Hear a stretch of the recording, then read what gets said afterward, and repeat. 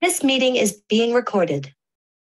Okay, yeah, so we discussed about DHCP in the last class. DHCP is, instead of we manually allocating the IP addresses for each system, we will be using dynamic allocation of IP addresses when we have many number of systems in the network.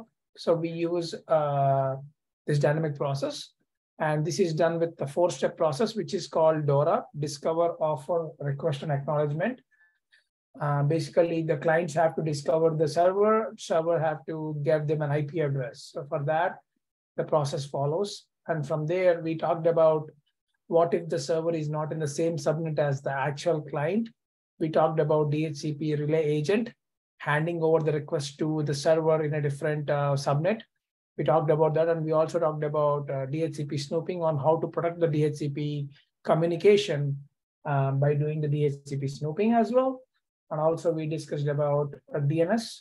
In DNS, we discussed about the entire packet flow, how a client machine gets an DNS record, the way it talks with the local cache and then log to the local DNS server, and then external DNS servers, top level domain, sub level domain, and the host record that will be pointed to the user machine with the UDP query and response packet. And we talked about different record types. Like Kanish said, we have a record, which is name to IP mapping, CNAME for name to name mapping.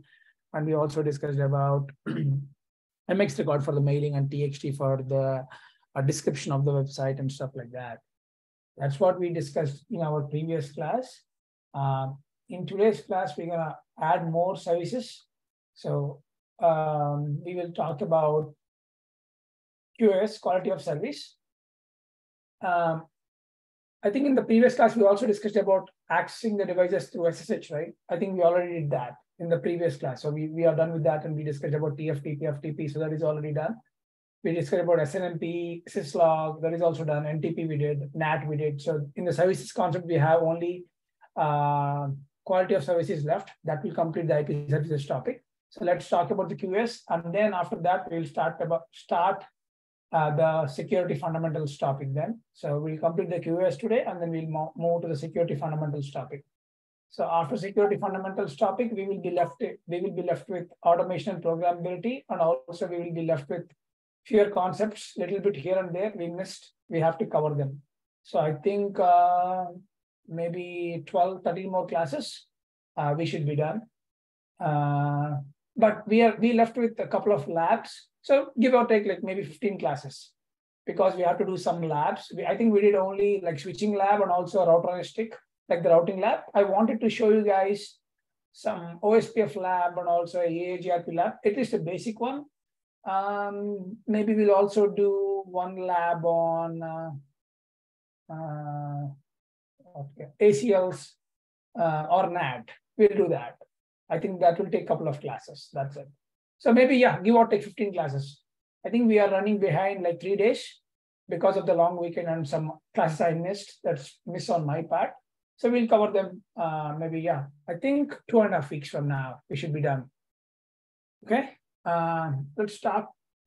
Let's start talking about the QoS, quality of service. Anyone from their studies, do you know what is QoS? Can anyone tell me? Have you ever heard the term QoS?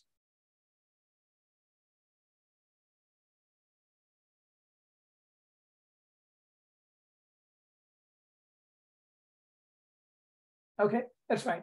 We'll talk about quality of service in detail, but to summarize what is quality of service, let's say there is a congestion. What is congestion? When multiple users are talking on the network, if someone is feeling the slowness, if they feel that their network is not up to the mark of the standard, we can prioritize one customer over the other based on the priority.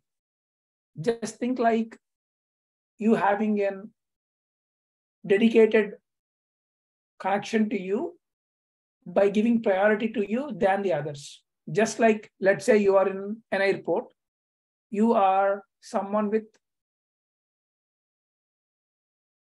abilities like maybe you are someone having a baby with you, or you are 60 plus, or you have some military.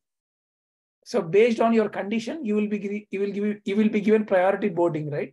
You are not just boarding the flight like a regular person. You will be doing a priority boarding. So you are giving priority to one person over the other. Similarly, in the quality of service, we are giving prioritization based on some condition. So we will talk about how in the networking we can prioritize one frame over the other with the concept of quality of service. Okay, let's start talking about in detail.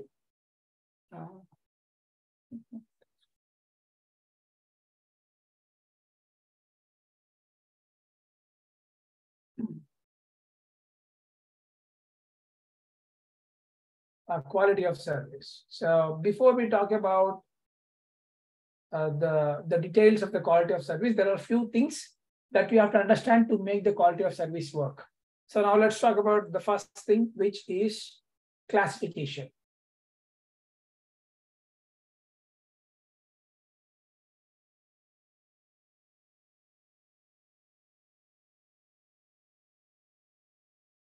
Classification is nothing but we are doing the categorization of the network traffic into different groups based on the specific condition, like IP address, like protocol or port or any of the application. We can classify the specific network traffic into different groups.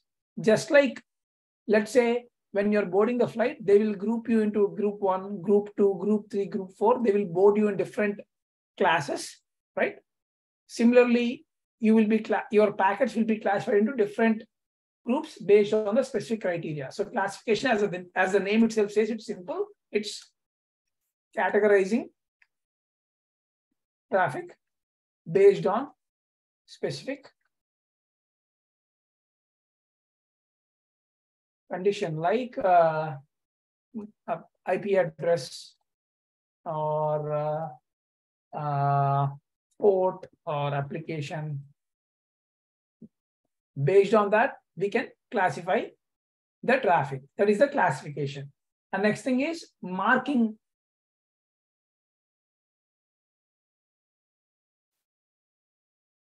So what is marking? Marking means that where you are tagging the specific packet by indicating its priority. For example, when you go to, let's say you went to Six Flags, you will be given a blue color tag or white color tag to your wristband. They are classifying you as a person who bought the ticket. So they are marking you as the person who purchased the ticket. Similarly, for each packet, to mark that packet, we will be using a method to make the quality of service decisions. So here, marking is nothing but setting a tag value to identify the packet.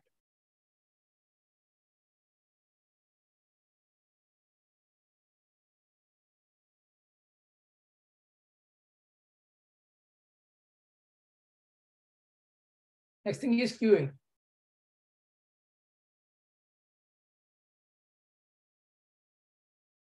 What is queuing? So queuing is like we are holding the packets and scheduling their transmission based on the priority. Let's say you are standing on the line, you will be waiting for the priority person to complete his boarding, then only you can enter the flight. You are holding there, you're standing there idle unless your group name comes. When you're boarding a flight, you will be waiting until your group starts. So there will be group 1 first, they will go, group 2 will go. If you're in the group 3 or group 4, you have to wait. You are in the queuing state. Same concept applies here. In this process, we will be holding packets in queue and scheduling the transmission based on their priority. So there are different priority mechanisms. You can do like weighted queuing, where you will send priorities of high priority packets first and the lower priority packets second. You can do that. For example, you can send priority 10 packets first, and then you will hold the priority 1 packets later. So that is what the queuing. The name itself says you are holding the packets based on their priority. You will be holding the packets in the queue.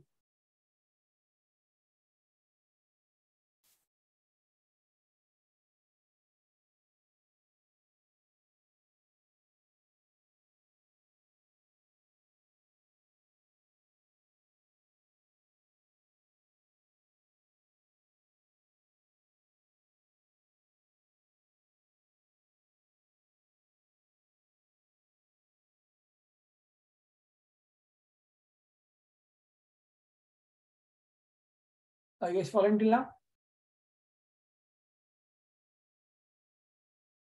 Yes, sir. Okay. And you already know about congestion. We discussed about the congestion, right? So next topic is congestion. So congestion, as you know, congestion means when there is like high traffic, we have to make sure that there is enough bandwidth to handle all the traffic. So in this case, we will be managing the congestion by discarding. Discarding means you will be removing the low priority packets and by sending the high priority packets. Let's discuss about this. Okay. So let's say there's a client and there's a server. Okay.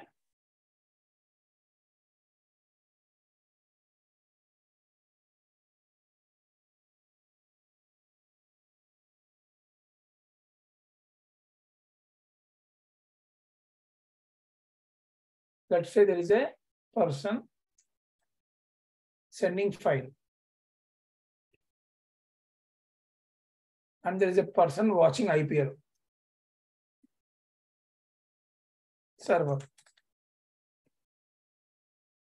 So the person sending a file will be TCP. Person watching a IPL is UDP. Let's say there is a network congestion. Okay. The network is slow.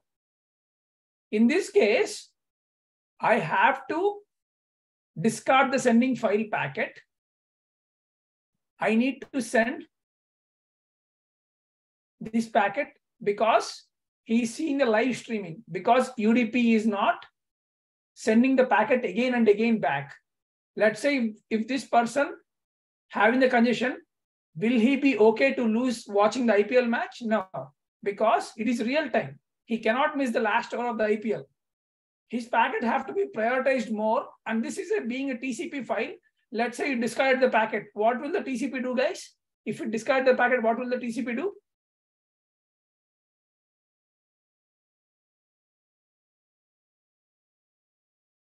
It will send again because it will make sure that the every packet is sent.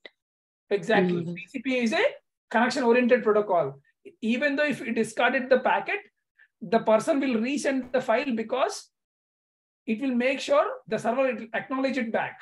So TCP works on connection orientation protocol. So even though if some packet is missed in the flow, the TCP will make sure that they will resend the packet. But UDP in this case, will it retransmit again? No, it won't. Yeah, UDP will not send it back because UDP is real time. It does not want the packet to be replayed. Let's say you are watching IPL and you missed fifth ball of the over. Does you want the fifth ball of the over again? You want the sixth ball of the over, not the fifth ball over again, because you already know the fifth ball happened in the past. It's real time. We don't want something that happened in the past. So in this type of conditions, when congestion happens, we have to make sure there is a priority of packets which has to be sent first and which has to be discarded.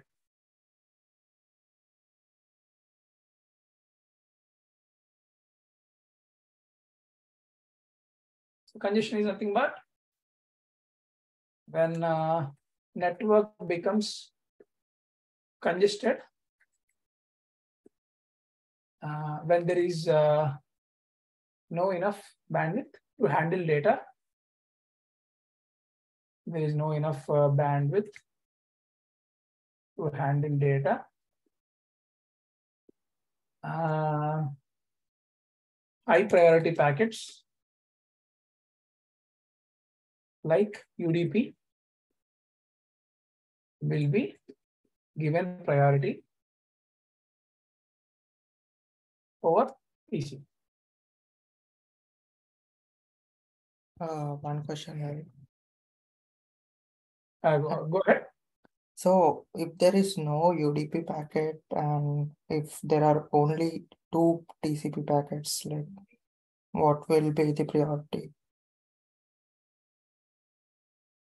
Well, you tell me. So let's say, okay, let's talk about it. Okay, so here is this condition.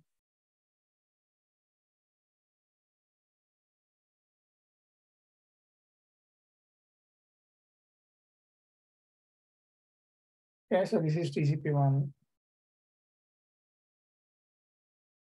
This is TCP2. So both are TCP conditions, both are equal priority. Priority 1 and priority 1. Okay, conditions are equal. So now I send the packet. I sent the packet. So there is a condition. Which one will be dropped?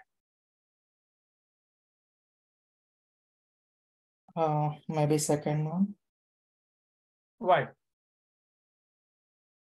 Like I think first one will be given the priority, as they both are TCP packets.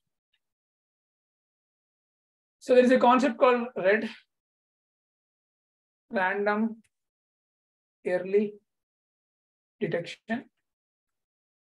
So this works on first in, first out, FIFO. So whichever packet comes in first, if the priorities are matching on both sides, the TCP flow will work first because the first packet comes in, will go in the line first. So let's say there is no queuing. Okay, you are in the airport. There is no groups. You're the only, let's say there is person 1 and person 2. The flight started boarding. Will the person one will go first or person 2 will go first? The person will obviously go first because there is nothing that is stopping him to go. Similarly, in this case, whatever the packet comes in first, that packet will go out. So there is no priority here. When two equally marked packets comes in, whoever comes first in, if they have the bandwidth, they will go out. That's it. Okay, thank you. Good question. Thank you.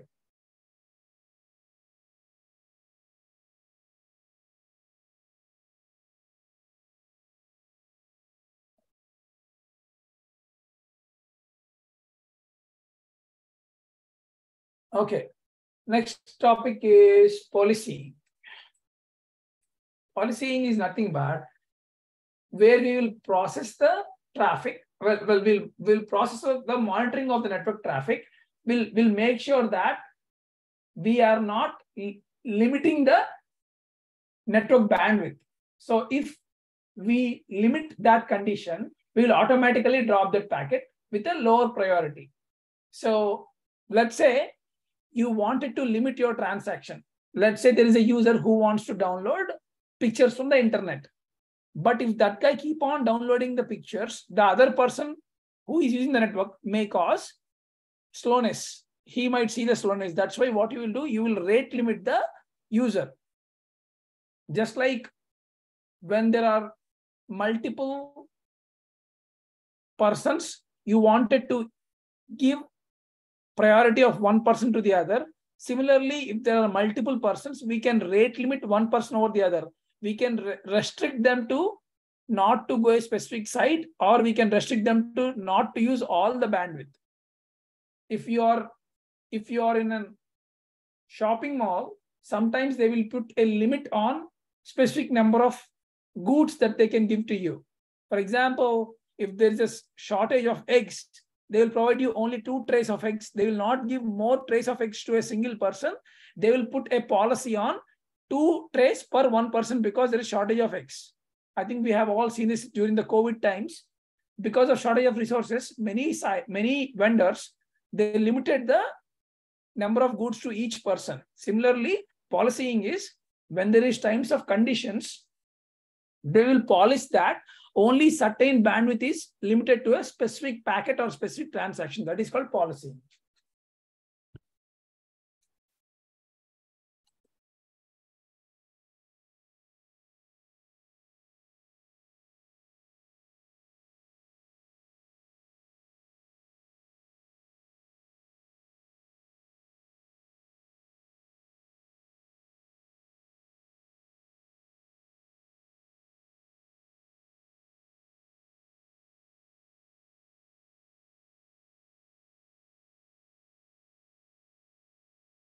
Okay, so we will monitor the network traffic, and based on the specific condition or the or rate limiting factor, we will discard the packets and you can drop them.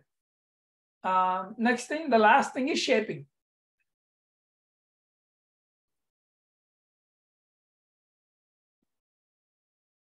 Shaping is like, so we are not discarding the packet, but we will make sure that the packet's slowness will be introduced. For example, instead of I dropping the packet, discarding the packet, I will make sure the packet is slowly sent out. Meaning, let's say there is a client, there is a server, okay?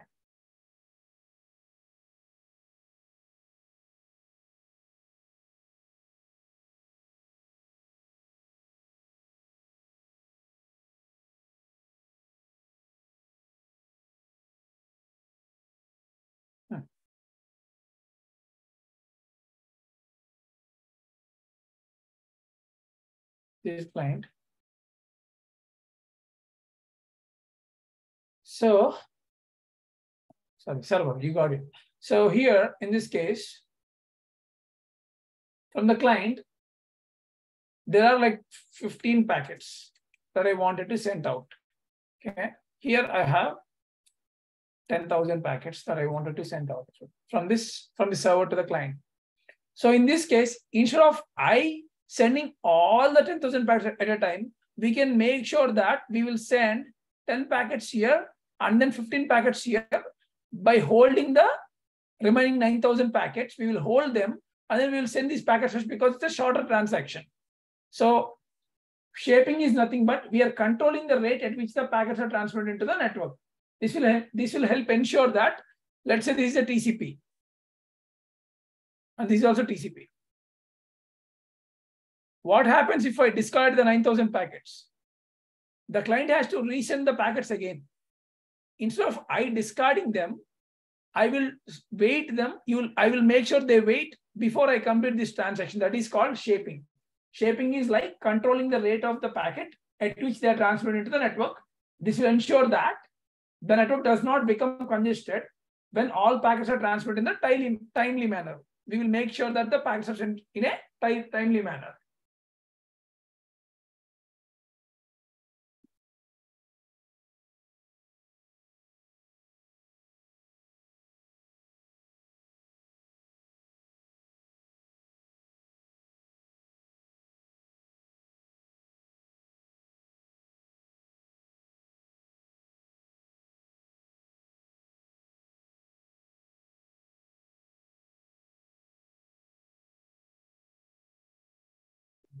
Control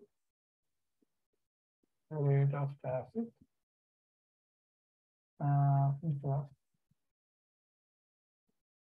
discarding.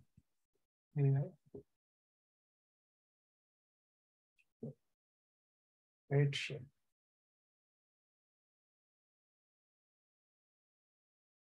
When there is a network condition, we can use this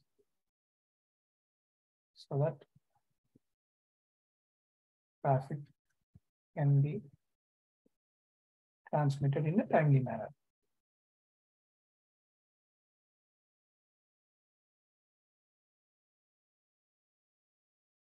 Okay, so that's about shaping. So classification, marking, queuing, congestion, and policy. I hope you guys got that, all of that. So now let's talk about forwarding per hop behavior. This is called PHB, guys. So PHB is a mechanism where the quality of service is used to control the behavior of the packets as they traverse the network. So this whole process is called PHB.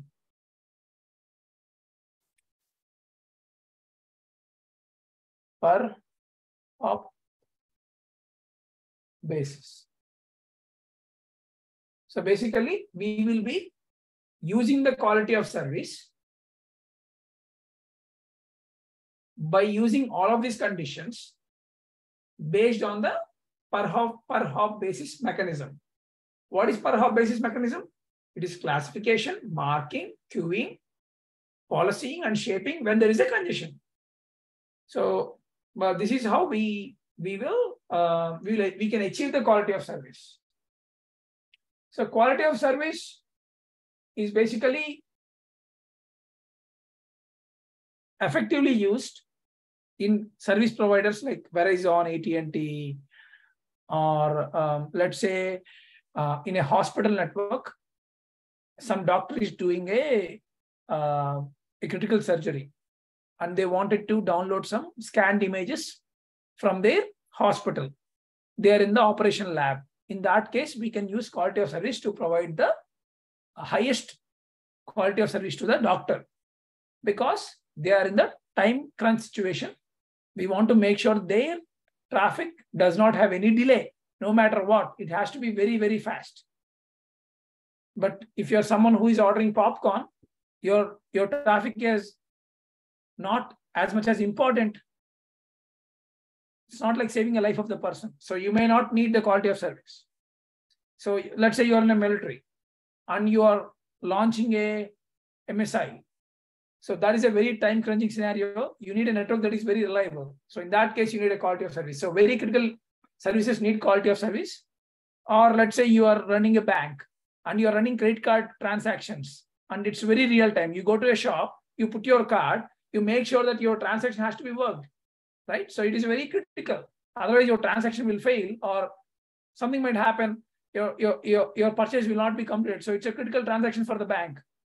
So all these real-time examples are used to give the priority of traffic one over the other. So in time crunch situations, in time effective situations, we need quality of service. And that's what the network engineer duty is, to make sure that we provide reliable communication for the users. Any questions there?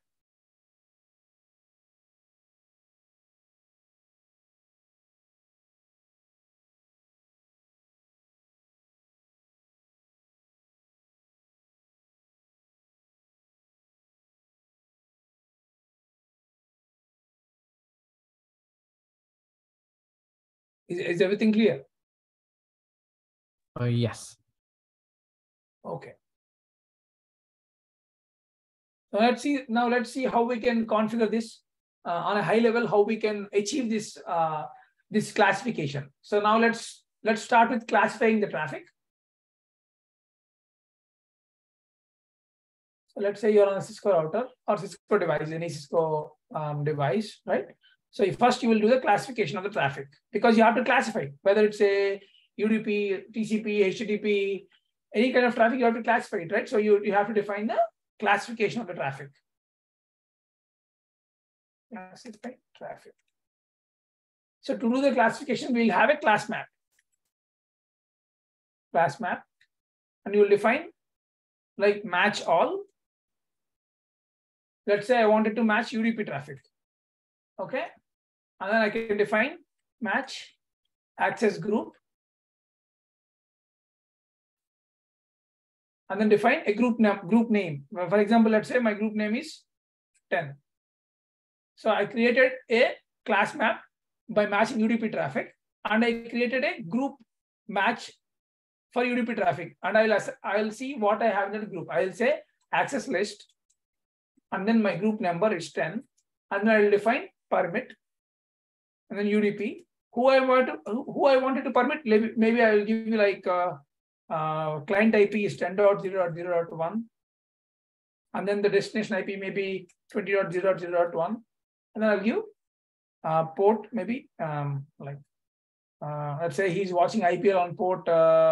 Let's say maybe he's watching port on something like that. Okay. So I wanted to give priority for UDP traffic, and this is the user IP of the person who is watching the TV, and this is the server IP where the IPL match is being hosted. Maybe let's say this is starsports.com. So this is the client IP, this is Star Sports, and he's watching IPL on that specific UDP port. Okay, I classified that traffic. Okay, so that's how I classified the traffic. Next thing is to mark the traffic, right? So once I classify that, I have to provide a tag to it. So I have to mark it. For that, I have to use a policy map.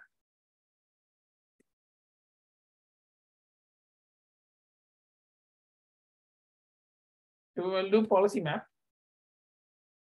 And then I'll define policy map name, maybe like IPL live streaming traffic, something like that, any policy map.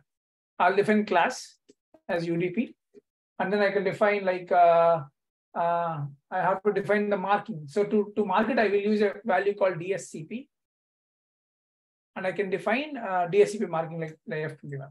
So what is this DSCP marking? Let's talk about that. So DSCP basically is like marking the specific value, which is called, let me write the full form out. DSCP is differentiated services code point.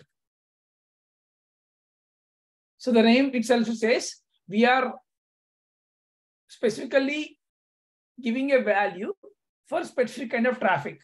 So this is nothing but the code value to give priority AF21. So if I see the AF21 value, that means that I'm giving a specific tag value to it. So that's how we will use this protocol. DSCP is just to mark the traffic, just like as we discussed in the 6 flags, putting a tag to your hand. Similarly, marking a DSCP marking is nothing but we are putting a tag to the specific packet.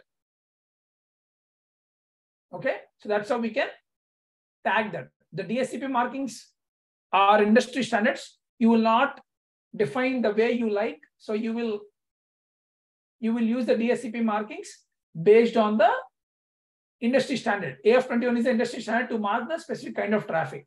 So there are other values like expected bits, but that is, I think it's an expert level concept. It's not like CCNA at all. It's like maybe at least you have to go to CCNP professional or CCIE level to understand all the markings value. But for now, just think it as a value that is given to the specific kind of traffic. Okay, next thing is to apply the policy map.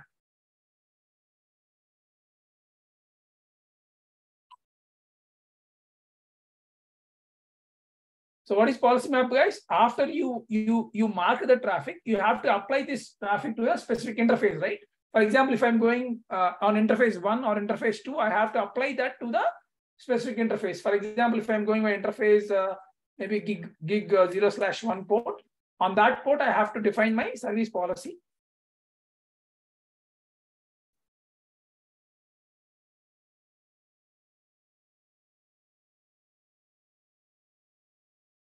I can do like output direction or input direction. In this case, I will put output and then I will do my IPL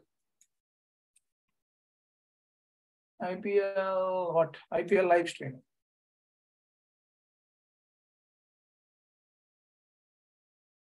So here what I'm doing is I'm applying whatever the policy map I configured the marking, I will apply that to the specific interface. For example, if I'm client, I mean Cisco switch, I'm going to this starsports.com server.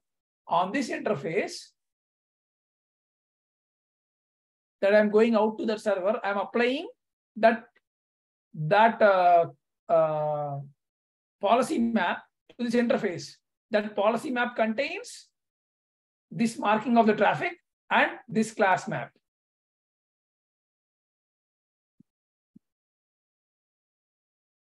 Okay. Similarly, you can also do queuing. Here in this case, instead of you sending the packet with discarding or allowing, we can also do queuing as we discussed. You can also do similarly interface gig 0/1. You can define priority queue.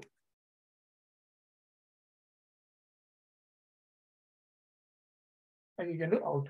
That way, whenever the traffic comes in from this IP, when it's going to this IP, when it's matching this port, it will have the priority that all the traffic will be sent out first. All of the traffic that is coming has to wait. So that's how we will achieve the quality of service. We will classify the traffic, we will mark them, we will apply the policy map, and then we can queue them accordingly. Any questions?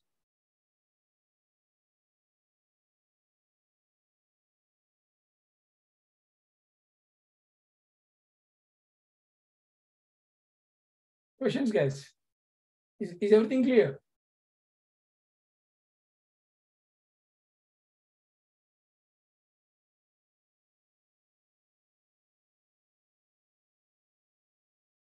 Yes, no. Sir, I have a question, Anurag here. Okay, go ahead. This policy map that you told, this applies for each client separately. Can I, from the server itself, set a policy map that goes out to each client? Will that be more convenient? You're saying you want to apply on here?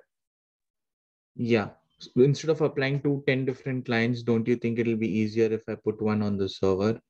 Or Well, if the client is coming from here, this side, what if the client itself got dropped here? What's the point of putting the service map here? okay. So if there are 10 clients coming from this way, going to watch IPL, what if 5 clients are dropped here? They cannot watch IPL if you don't put it here. Okay, got it. Okay, good question. Any other questions?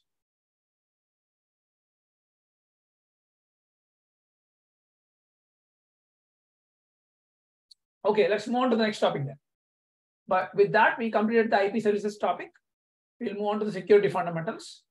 We'll talk about what is a threat, what is a vulnerability, what is the exploit, and what is a mitigation. What are the mitigation techniques? Okay, this is a broad topic, guys. This topic itself contains hundreds of books in the market. This is called security fundamentals. It is a whole different game. There are different securities like cyber security is there, information security is there, network security is there, whatnot, like intrusion prevention, intrusion detection, risk analysis. It is like there are thousands of engineers who just work on this specific topic. But as a network engineer, you just have to understand that concept because you are not a cyber security engineer. You are not a security engineer or you are not a security administrator. But don't think that you will be doing the job as a network engineer. For God's sake, your resume might be applied in different fields, right? So I'm not sure which way we will be. You will get trained more and more on, but you as a network engineer, you don't touch security that much. But Cisco thought that every engineer in this era should at least know the basics of different other engineering concepts. Otherwise, they will not understand the whole business picture. That's why they added these topics. If you are someone who is writing CCNA in 2018, 2019 timeframe, this topic is not there for them. They will be purely working on routing and switching only, purely routing and switching. But now Cisco added security, wireless, and also automation services to the CCNA because they thought that a network engineer is not silo anymore. They are someone who can do jack of all trades, and they added new topics. So we'll talk about these topics, but at a high level, guys. We are not going in deep detail.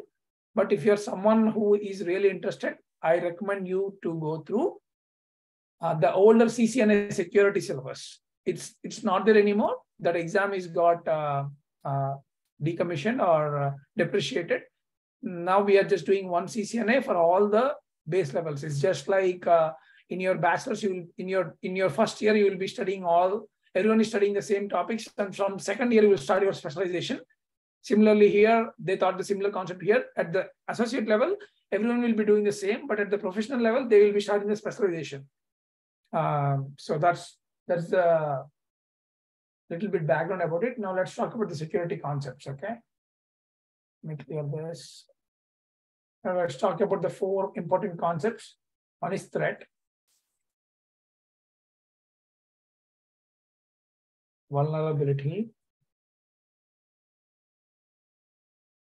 exploit,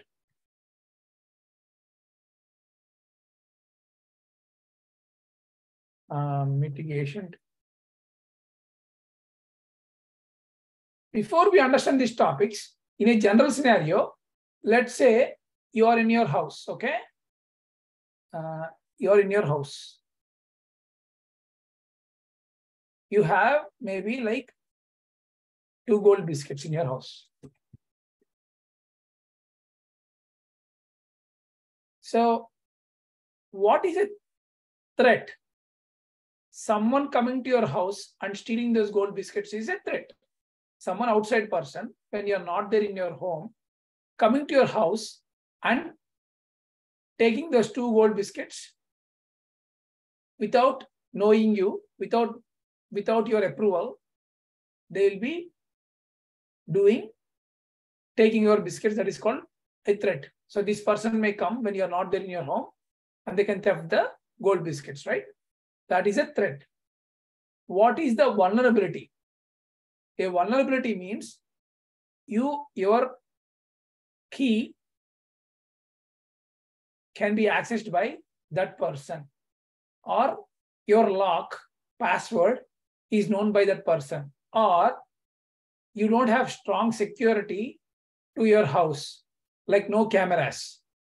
So having weakness on your system, on your house, that is a vulnerability. If your key is jeopardized, if your cameras are not working, if your password got jeopardized, that is a vulnerability. Vulnerability is nothing but weakness. Okay? What is exploit? This person really coming and doing a thief, this person being a thief, coming and taking away gold is the actual exploit. This is the threat. Here in this case, he may come or he may not come. There is a threat with this person. But exploit means he is actually exploiting your system. So the last thing is mitigation techniques. So what is mitigation techniques? You as an individual having a strong key, making sure the camera,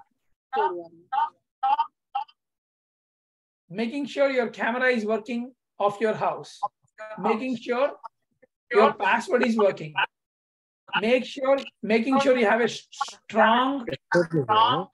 Settings. Hey guys, I'm getting a loop. Are you guys hearing the same? Okay, now it's gone. Okay.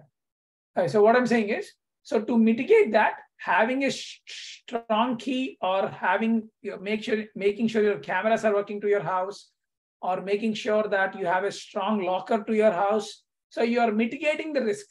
You're mitigating the threat. You're mitigating the vulnerability.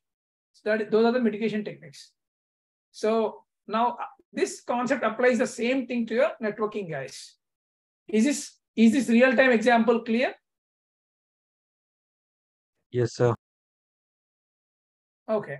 So similarly, in the security world,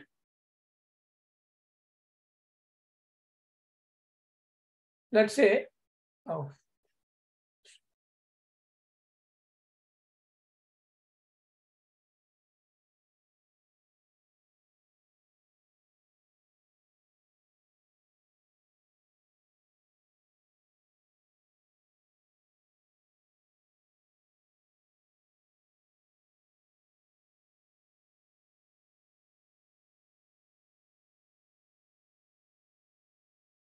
similarly, let's say you have a company.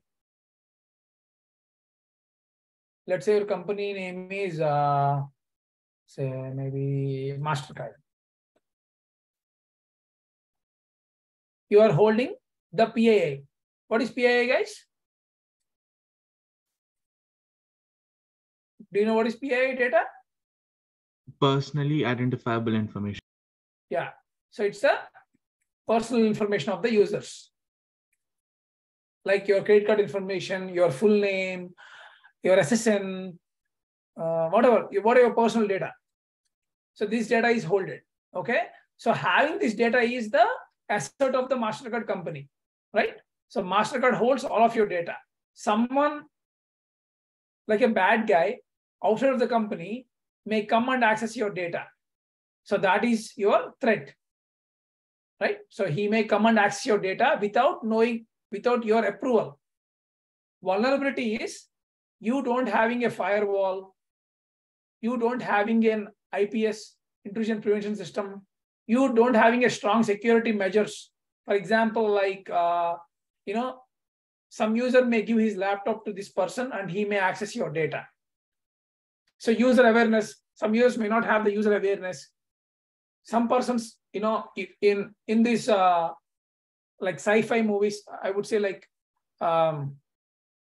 which movie is that? I don't know. maybe like Mission Impossible. You might have seen Tom Cruise getting the handprints of the persons, like they're storing the handprints of the users, right? And he can use that handprint to unlock the machine where the data is holded. Similarly, they can get your personal data from random places. They can get your thumb impressions, and they can get this data, right? So that is vulnerability. Exploiting means that they already get the data and then they can automatically get the data and then they can use for its own purposes. For example, if they know your password, they can log into your bank account and they can take all of your money if they can possess your password like that. That's why they came with multi-factor authentication, right? You get a password to your phone, even though there's someone exploit your laptop with your password, but they will get an OTP, right? You get an OTP and you have to tell the OTP like that. They put multi-factor authentication to avoid those kind of exploits, right? And then mitigation technique is OTP. Having an OTP is a mitigation technique, or having a firewall, better security measures. They all comes under mitigation techniques. So that's the high level you have to know about these topics. Okay. So how can we improve this, right? So we talked about the different things here, but how can we improve this? Like we should be having a security program elements. So for that, we have to do majorly 3 things. Let's talk about them. First thing, major important thing is user awareness.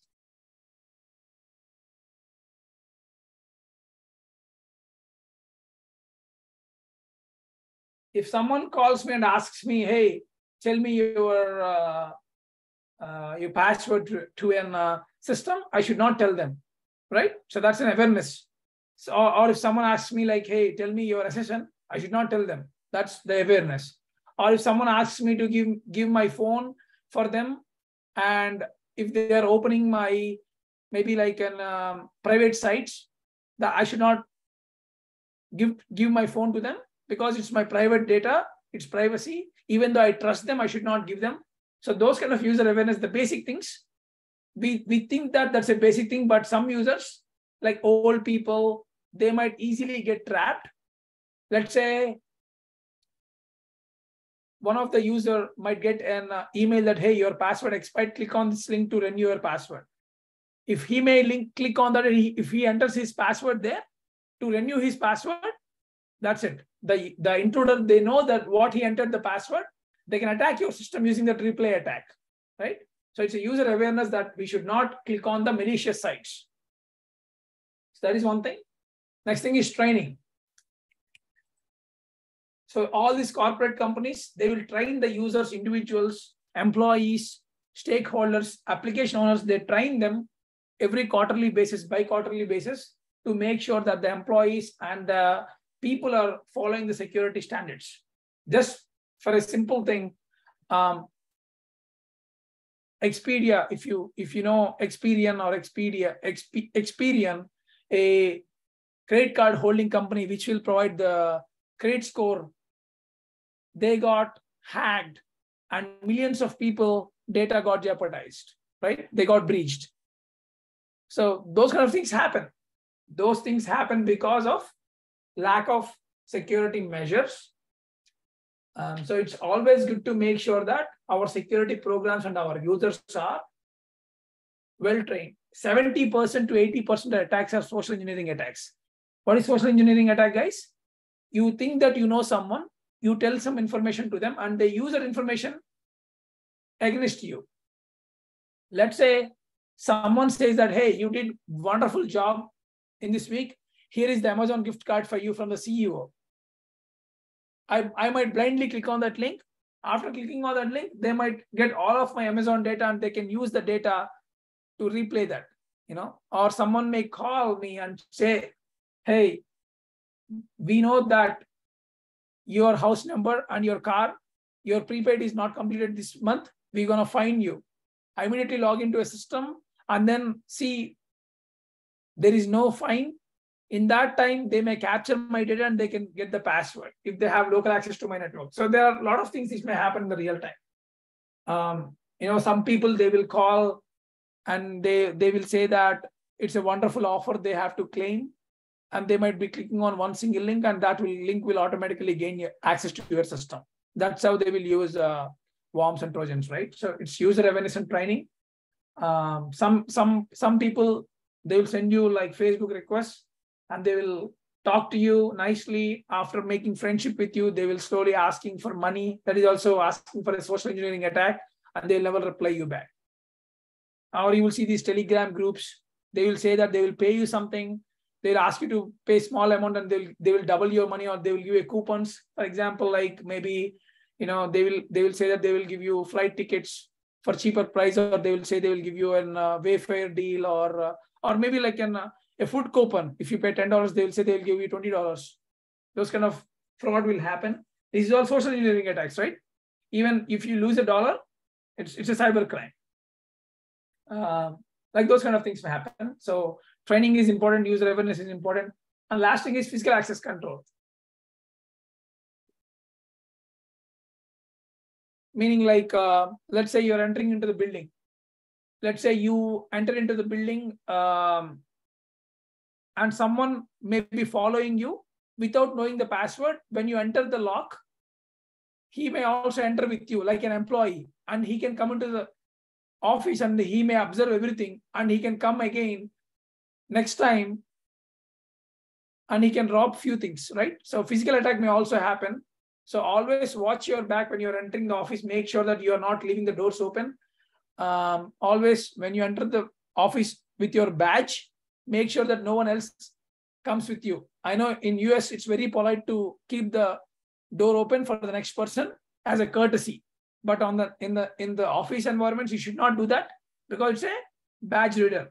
So when you open your door with your badge, you should be only the person who will be inside the office, and you should close the door immediately. That's a basic awareness. You should not hold your door for the next person to enter with you. We don't know whether he's an intruder, right? So physical control, those kind of things are, when you're in your desk, always when you're moving away from your desk, close your laptop, like lock it. Don't keep your laptop open. They can open your emails and they can see your data. Or they can open your desktop folder and they can see your data. So always lock your system. Those kind of physical control should also be taken care of in your office environment. So this is just for your awareness. So that's about physical access control. Always making sure that you are understanding the environment beside you, and always be cautious. That's about the physical access control. So user awareness is understanding the data that you hold and making priorities of control, security controls, and training is always get trained on what to do, what not to do. Always be proactive and not be reactive. So make sure you have a better security posture.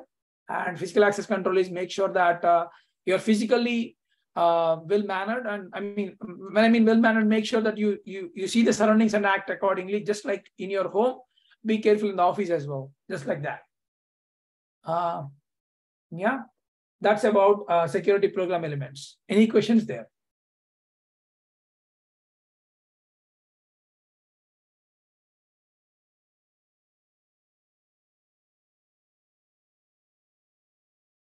I know. Okay. So that's concludes today's topics. We discussed about quality of service. So let's do a round there. Monica, can you tell me what is quality of service? Quality of services is divided into like classification, marking, queuing, and scheduling, congestion. Yeah, but what is quality of service? Huh? But what is quality of service? I know you said the components of it, but what is quality of service? It's like a per hop basis. Can you elaborate? Why do I, let me tell you this. Why do I need quality of service?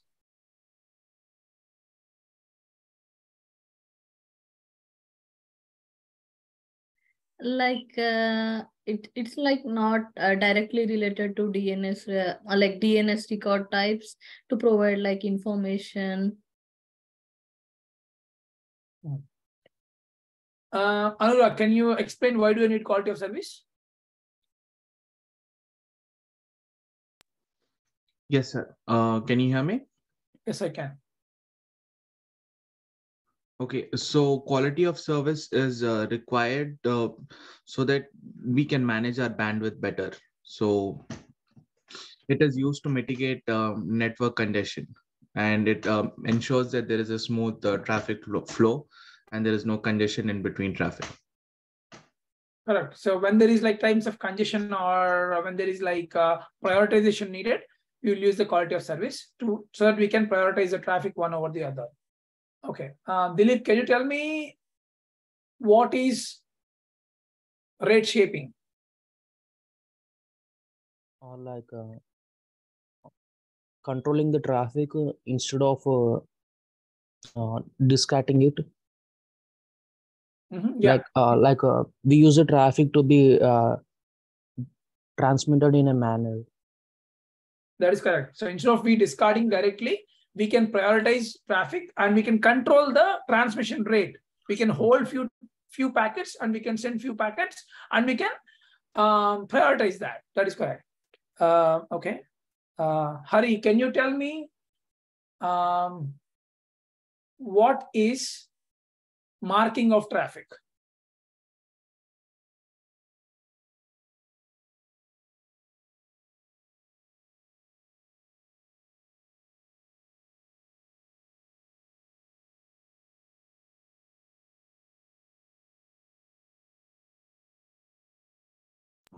Hello, sir. Can you hear me?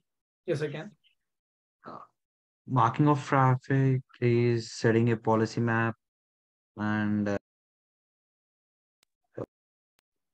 like setting DSCP, like differentiated service code point. Okay, yeah. So I'm creating a specific mark of the traffic, just like to identify the traffic, so that I can use it in a better output direction or input direction, right? For just like putting a tag to the traffic, that is called marking of the traffic. That is correct. So you will use a DSCP marking or policy map to do that. Okay. Kanish, can you tell me what is queuing? Yes, it's like holding the packets and scheduling based on their priorities in the network. So is the queuing means only holding? Like if there is more traffic, like sending the packets based on some priority, like we'll set some conditions, right? Yeah, so we'll basically queue them. We'll, as you said, we'll hold them. We'll send one packet first, and then we'll hold the second packet, so that we can give prioritization of one over the other. That is correct. Okay. Yes. Okay, thank you. Okay, last thing on that topic. Let's see. Ranga, can you tell me what is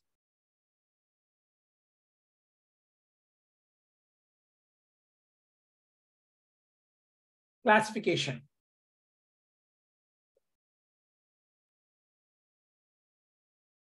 It is used to classify traffic into specific groups. Yep. So basically, classification is making them into different groups, like giving different packets in a different group so that we can use them and we can mark them accordingly. Okay, that is correct. Thank you. Next thing is security concepts. So Shiva, can you tell me what is a threat? Yeah, so a threat is the chances of having personal data stolen in terms of a credit card, but it could be any data that a system's user has. Yeah, that is correct. So the chances of having an exploit to the system is a threat. So just like having someone is a potential malicious user, they may be a threat to the organization. So that is called threat. That is correct. The chance is a good word there. Thank you. Okay. Sriram, can you tell me what is a vulnerability?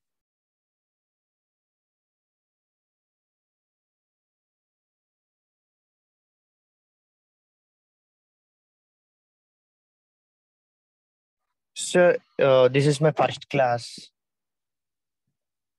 So what? Oh, so can you please repeat the question? What is a vulnerability? Vulnerability, right? Yes. So it's an attack. Qualitative state of being exposed. Possibility of being attacked. Possibility of being attacked. It's an attack, sir. Are you sure it's an attack? Yeah. So Okay. Then what is an exploit? exploit is also an attack. Okay. Now, so vulnerability is the weakness. So if your system is weak, you may get attacked. So Okay. that's not an attack. Vulnerability means that you are having a weakness which can be attacked by an user. So exploit is an attack. Vulnerability is the weakness. Okay. Okay. Okay, sir. Monica, can you tell me what is a mitigation technique?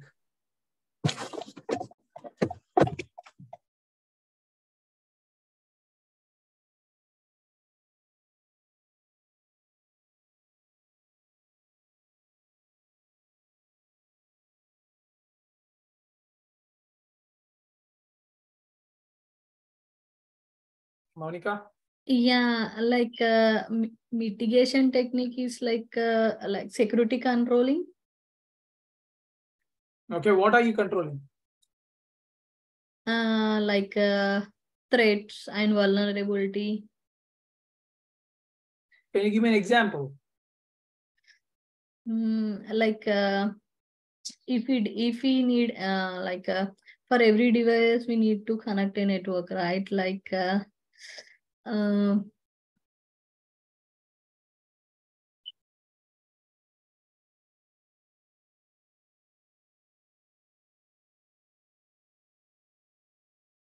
Monica, I need better answers and I need you to focus more on the class, please.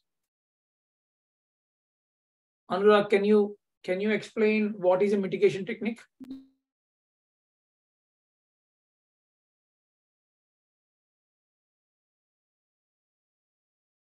Hi, sir. Can you hear me? Sorry, I was muted. Yes. Mitigation techniques are techniques that we use to avoid threats or exploits to happen. So, for example, it can be locking our doors, setting up firewalls, setting up intrusion prevention systems, setting up end-to-end encryption, things like that. Thank you. That is correct. So mitigation technique is we are making sure we have security controls in play to make sure that there is no attack will happen to our network or to our systems. That is correct. Thank you. That concludes the class, guys. I will give 4 minutes for any questions. I'll stop recording. If you have any questions, feel free to ask that.